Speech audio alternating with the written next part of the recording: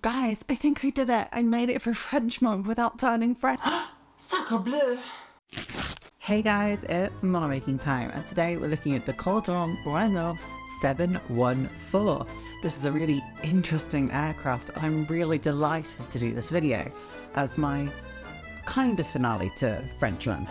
French month was something I was really excited to do because I really love French aviation, I always have, and I wanted to try and do something that was just a bit different to normal, just looking at new models that have come out. I wanted to look at some of my favourites that I wanted to revisit from my past and childhood. I do actually have a couple of French models that are not fitting into French month, and that's because I've run out of time. I'm only human, so there's going to be a couple of other French videos that we'll see floating around over the next couple of weeks.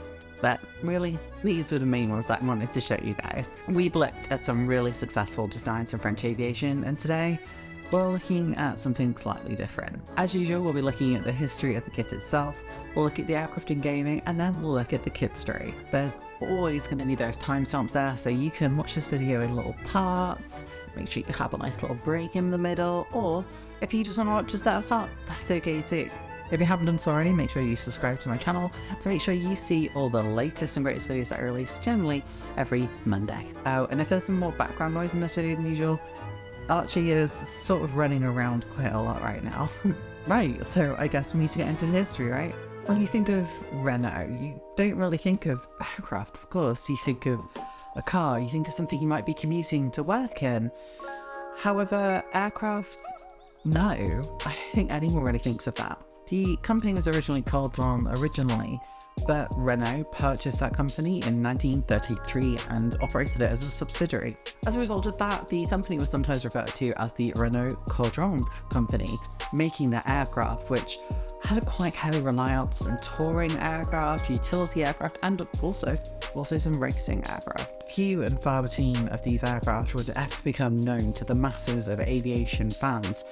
One such example would be the Caudron C414 Popping, which is the Seagull, which was a transport utility aircraft. The other example, well, that was the Caudron-Renault 714 that we're looking at today. Now, the unique legacy that Caudron had developed is what was passed down into the 714 and why it has such a unique character and shape.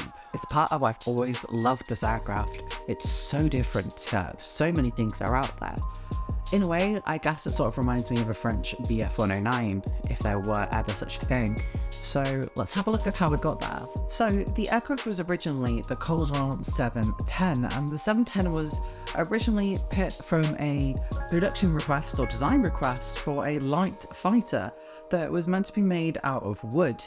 Now, the aircraft was done in this way in order to make sure it wasn't interfering with the construction of aircraft and modernization attempts for aircraft that were already in production, and well, some that would also go into production shortly. The initial 710 showed its lineage with the touring and utility aircraft that came before it, and also the racing, with it having an extremely long nose for a fighter aircraft. However, the aircraft also featured a fixed undercarriage with the sort of tapered design that you'd see on a lot of aircraft, including things like the Fokker D21 and also on the Avia B35, examples that we've already looked at in this video series. The performance of the 710, however, left a lot to be desired, and the MS-405 was chosen as the aircraft to be developed over the 710, and that was because of the rate of climb that the MS-405 had. Because this aircraft failed to, reach production, the 710 had a racing version developed, but the idea of a fighter aircraft never really left Caudron-Renault. In fact, a development was made to the 710 called the 713. This featured retractable undercarriage, and the aircraft was again looking like a fighter. Equipped with 2 cannons, the aircraft had a lot of firepower. But when the aircraft came to further development, it became the 714. This featured 4 7.5mm machine guns in place of the cannons that it previously had. The aircraft was also powered by the Renault 12R03 engine. This is really important. Part of the reason this aircraft would go on to secure a 90 production run is because of the engine. The D520, the MS-406, and many other aircraft, including some from the line before, you know, they all featured the same Hispano Suiza engine, or at least the same line of engines, and this featured a Renault's engine. That meant that this wasn't going to interfere with the aircraft that are already in production, and a light fighter could be developed. Not only that, but because of the original design requirements, this aircraft wasn't going to be taking resources needed for those fighters. In fact, this could just be done alongside it without impacting their manufacturing. Of course, the French government took this and made the CR714. 90 aircraft were ordered, with 6 of those to go to Finland, 84 were to go to France. But that's pretty much as far as the good news goes. This aircraft had hideous performance issues.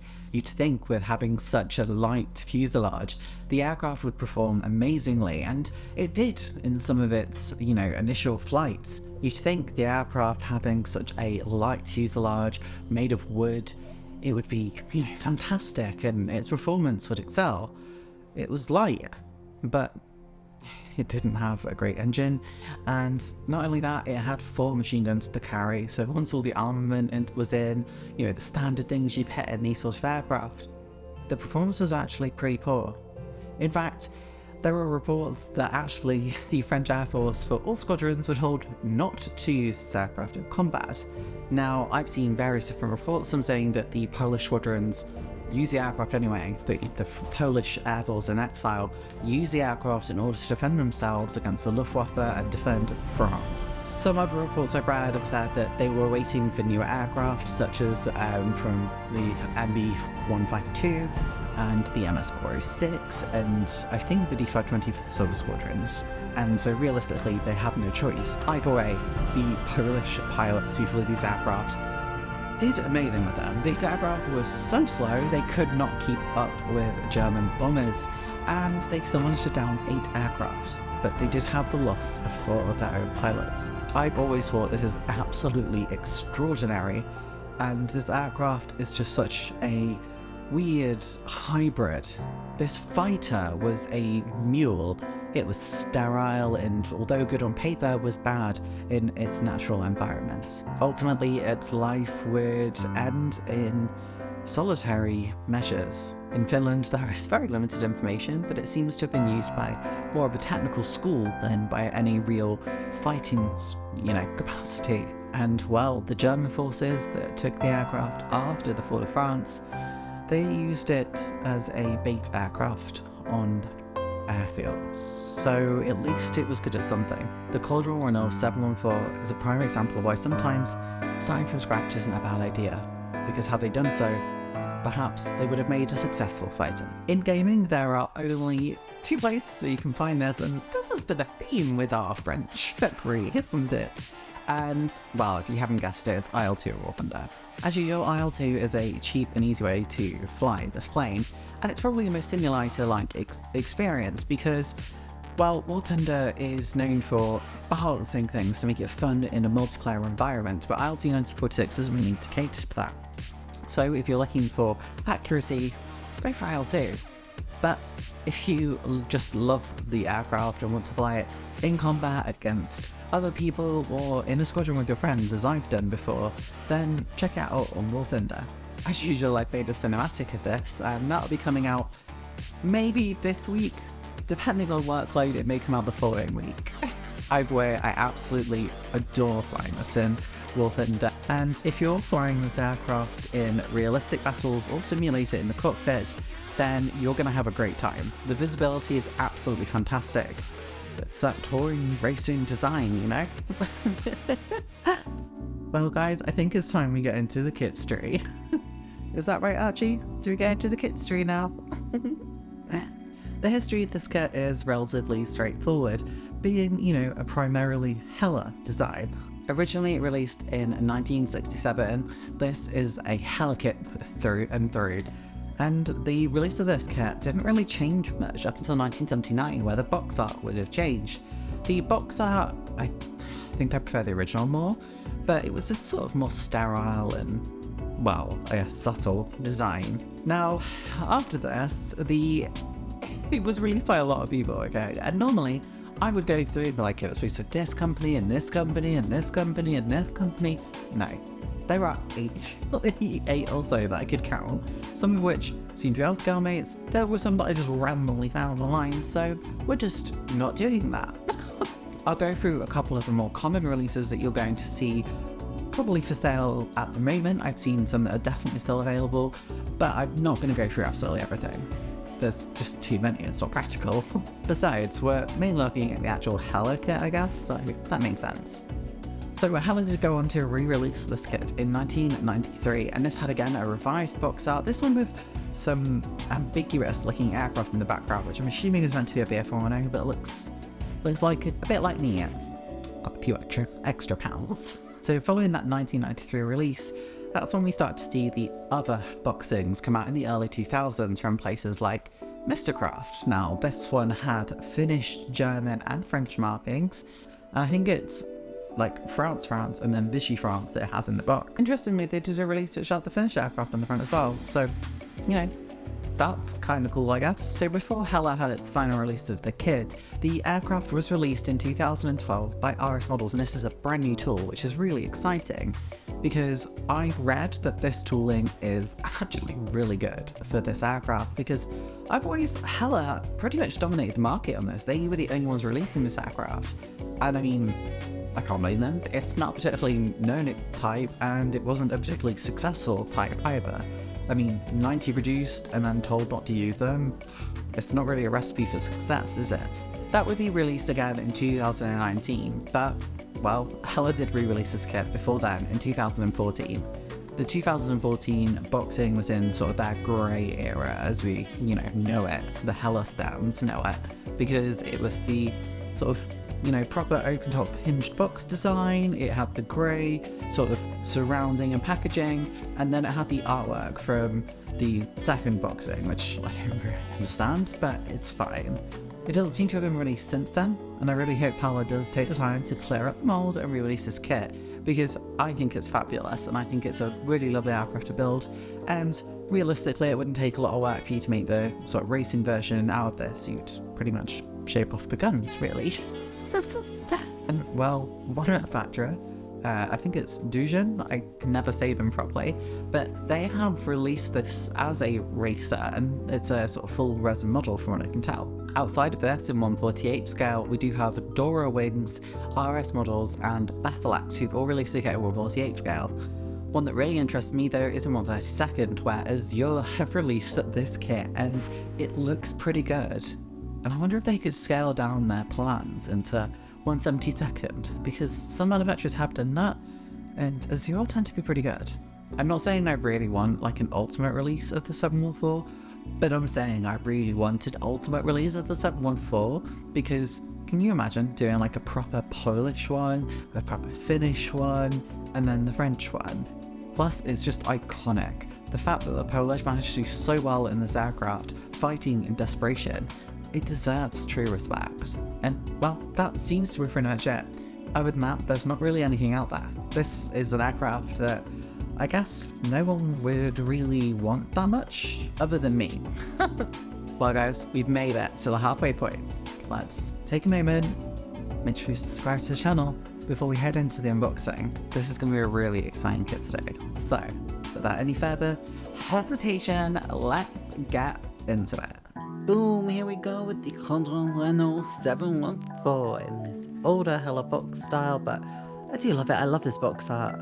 I really like when it's sort of the full box as the art, and well, it gives a really good view of the unique camouflage. So inside the box we have one sprue, the wings, clear parts and decals. Now my decals look grim.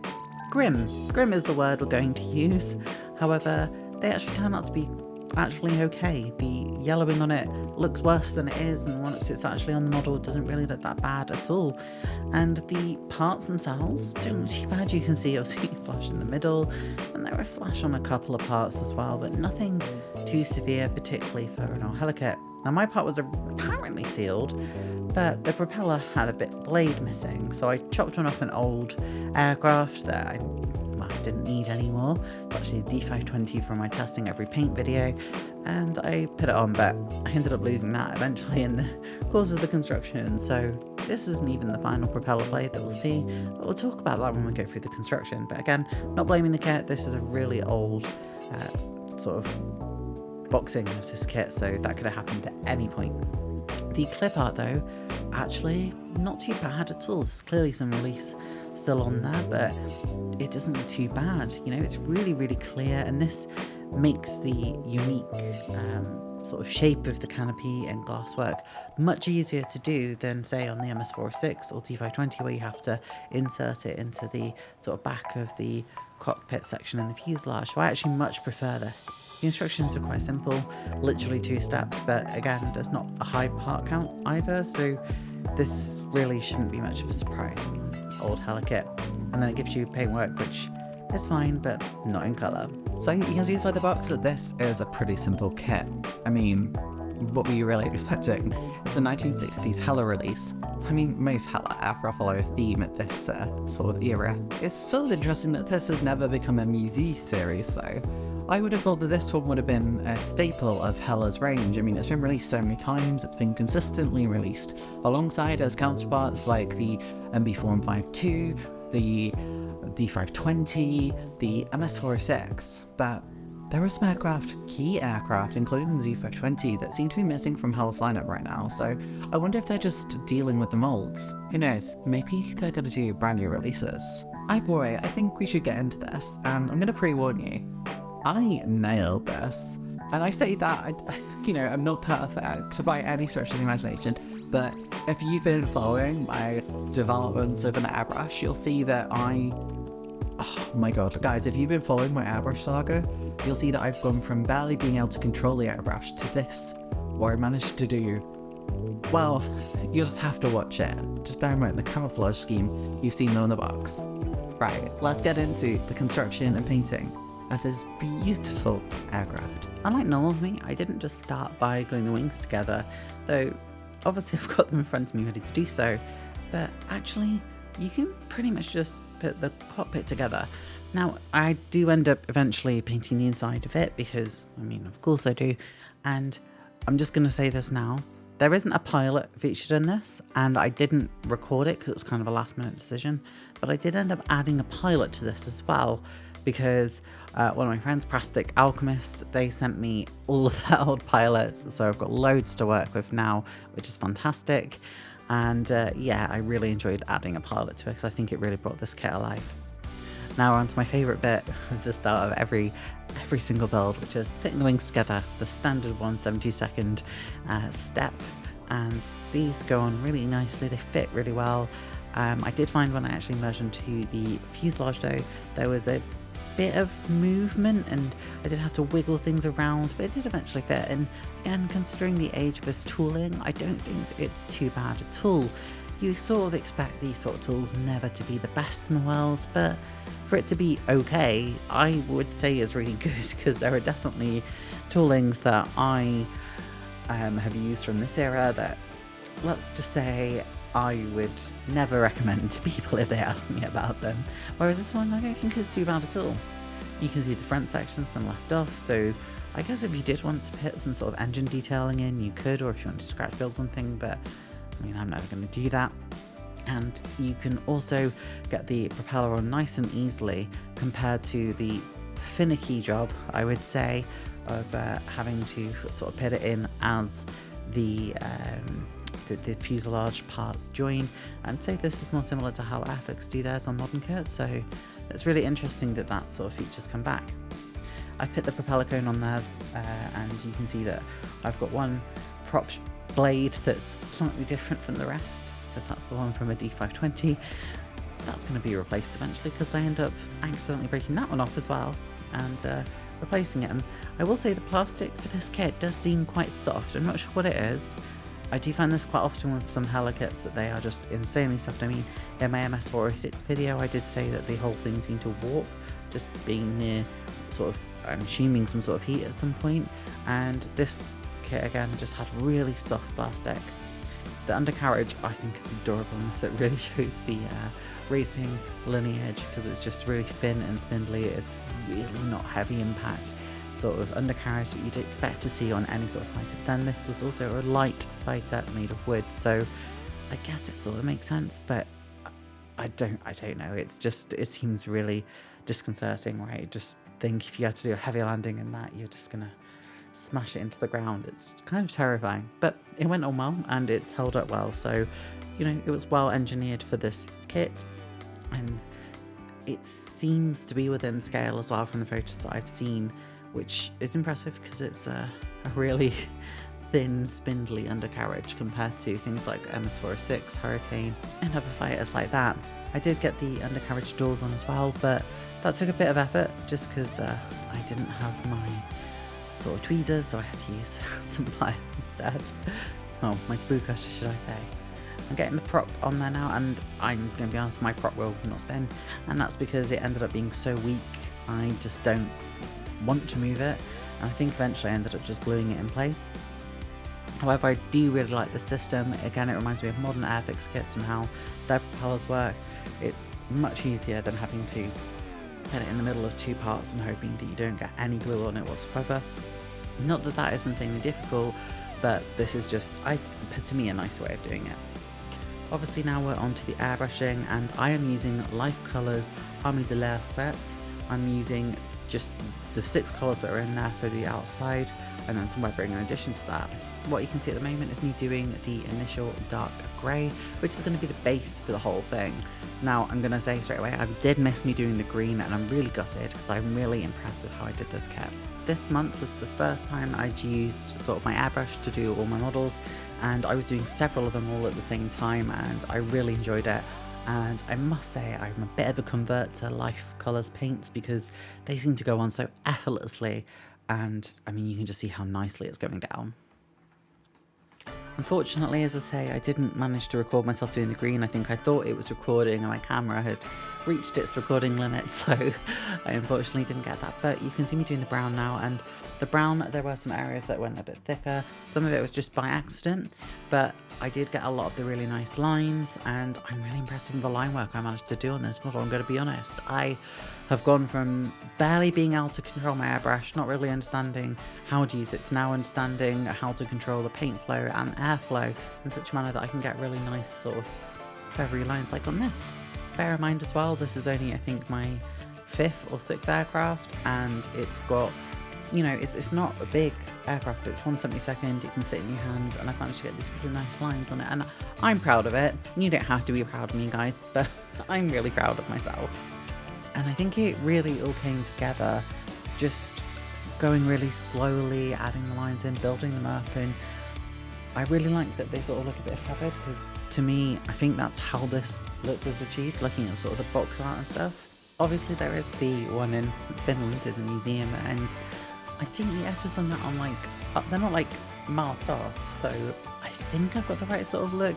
There seems to be a couple of different camouflages on this as well. There was a batch of 90 aircraft, and my impression from a lot of French aircraft at the time was like, that's sort of the right colour will go with that, that's sort of the right scheme will go with that. So yeah, I think there were a couple of different designs for the camouflage. Some were a bit more blocky and traditional, some were a bit more liney. I've seen a couple, so hopefully I've got the right sort of thing. Doing the underside I found so satisfying. I've really enjoyed learning to do this, and holding it at the right angle so that you can just do the light colour underneath and get a complete straight line. And it's so satisfying to do this on aircraft. I used to do it on a brush in this way, but doing it with an airbrush is just a whole other level of satisfying. And you can sort of see it forming as it's going down the aircraft. You can just see like the line forming down the side, and it's just got this really nice cut off, and I'm really proud of myself. I've never really done airbrushing before.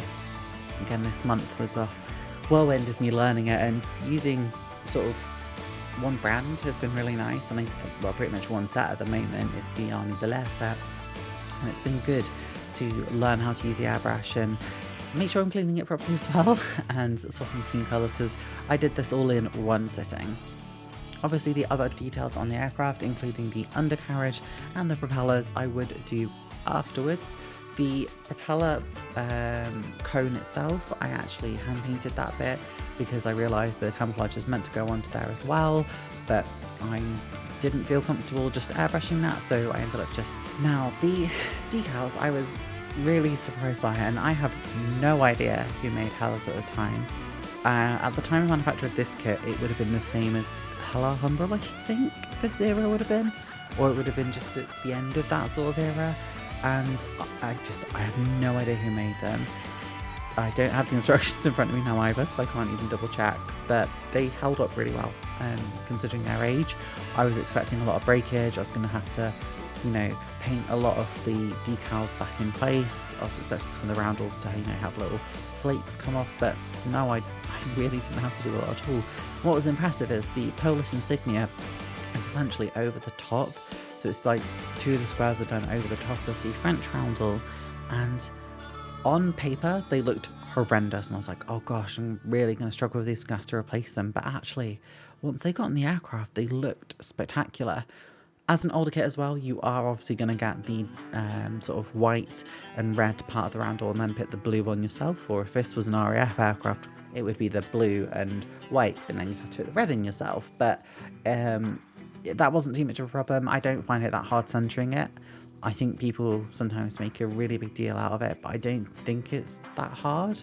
But I don't know if that's just because I'm really used to it or not. I don't know about some of the other versions. I know there are a couple of versions of this kit that do come with slightly different markings, but I imagine you're going to have the same sort of difficulties or issues that I had, which was pretty much just yellowing. And I think you can see that. I think you can see that these aren't proper white, they're sort of off-white.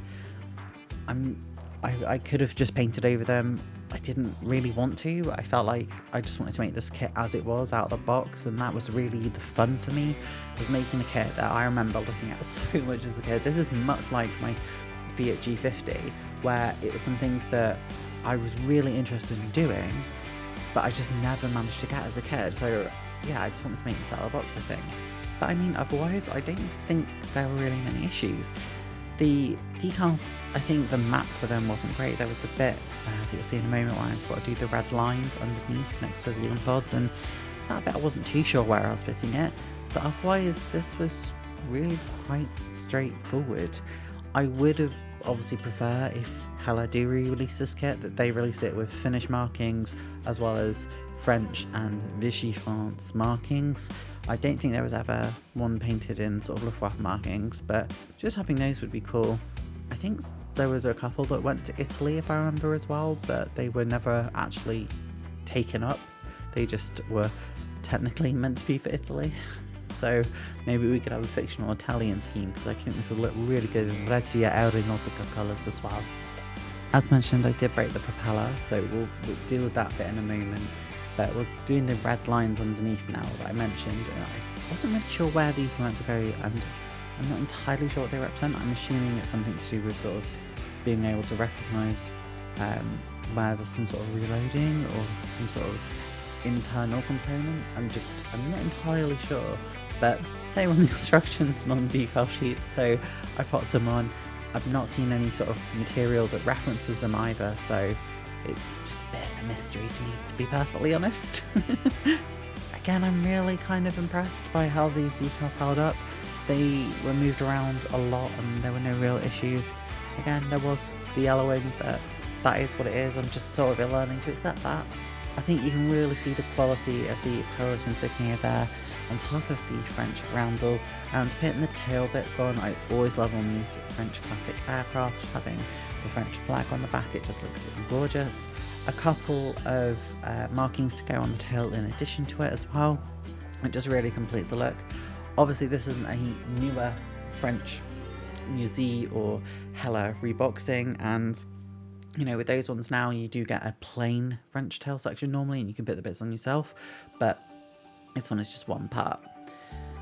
Now we do need to talk about the propeller, because as I said, I broke it off once again, and I had a donation from a Spitfire kit that I bought on eBay probably about 2 years ago that unfortunately was partly made.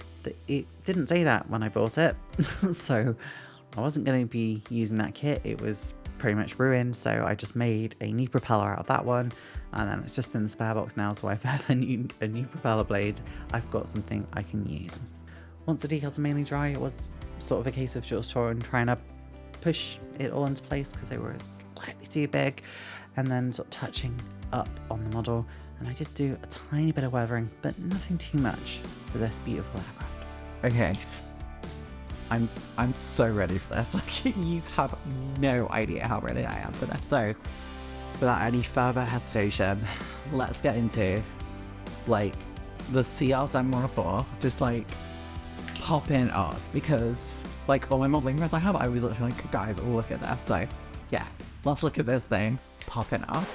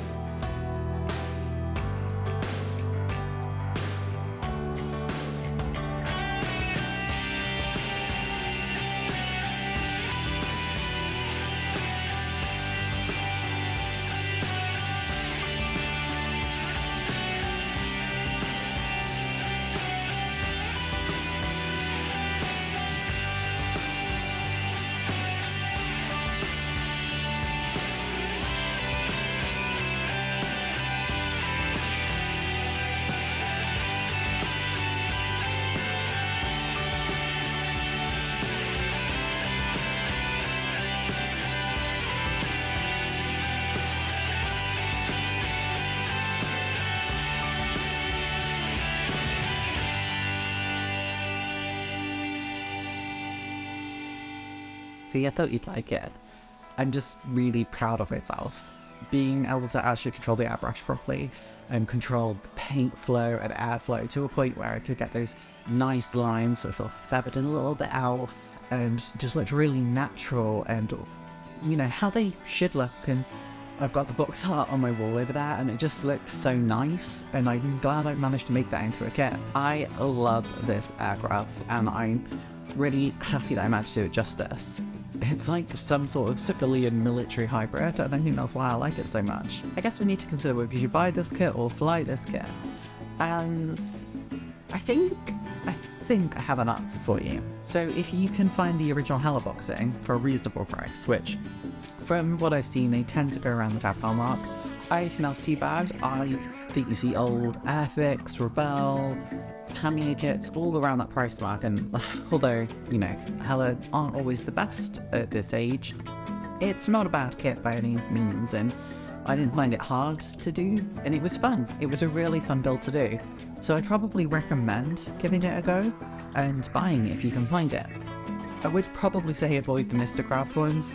I've heard some really mixed things about those, so maybe just avoid those if you can. Yeah, I really like this aircraft. I think it's quirky, it's fun, and like I say, if you wanted to, you could literally like scrape off the guns from underneath the wings and turn it into like the racing variant. I think that looks sick, and it's like in this blue. It's like in blue, and it's stylish and sexy. It's just such a 30s French design. I love it so much. I have got an idea to do one in like a fictional scheme. I'm sort of thinking about doing. So I do have another one because I have to buy one, because I don't know if I've mentioned it because I've not recorded the voiceover yet, but when I was making this, I lost the cockpit, and I was in a voice chat with a couple of modelers like Sully's, who I'm sure you all know. Links will be in the descriptions, and to the FC, and it just got lost to the Falcon Monster. And then I meant to do another video, and I just found it just inside the box, and I was just like, oh my god, so now I have two kits. So maybe I'll do another one at some point in a slightly different scheme. We'll have to see, because, you know, I've got so many models to do. I just need to make sure that I, you know, keep everything going and get all the videos out that I've got planned at the moment. Well, I think that's probably going to do it for me, guys. Thank you so much for joining me on this exploration of the Caudron-Renault 714. I hope you've had a fantastic time and you've really enjoyed watching this video. And if you have, subscribe to the channel, and if you want to support me even further, feel free to join as a channel member. If you pay the high tier, $4.99, you get a shout out at the end of every video, and if you do the lower tier, you're just here to support me. Either way, you guys are always going to be able to see these videos, and I'm so sorry about the noise you can hear right now. My cat is just running wild at the moment. But again, important update video coming soon. So you've been told. Yes, you. Right, yeah, you. So whatever's happening for you right now, I hope you're having a great day, a great evening, a great morning. And, you know, I'll be here next week with another video. Thank you so much for watching, guys. As usual, love you all, and bye! Thanks to all my channel members for help making these videos possible.